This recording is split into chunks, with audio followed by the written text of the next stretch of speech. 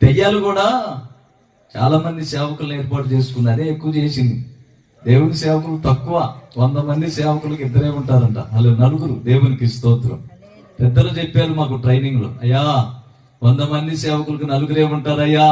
గ్రామాల్లోకి వెళ్తున్నారు, మీరు రోషం కలిగి సేవ చేయండి, ప్రభు ఆత్మ కలిగి ప్రభు ఆలోచనతో ప్రజల దగ్గరికి వెళ్ళి ప్రజల్ని బాగు చేసి మంచి మార్గంలో.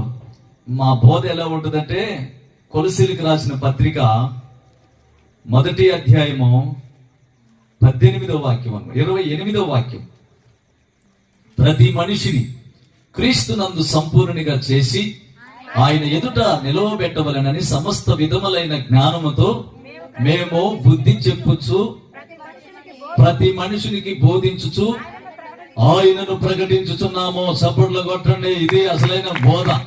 దేవునికి స్తోత్రం కలుగునుగా.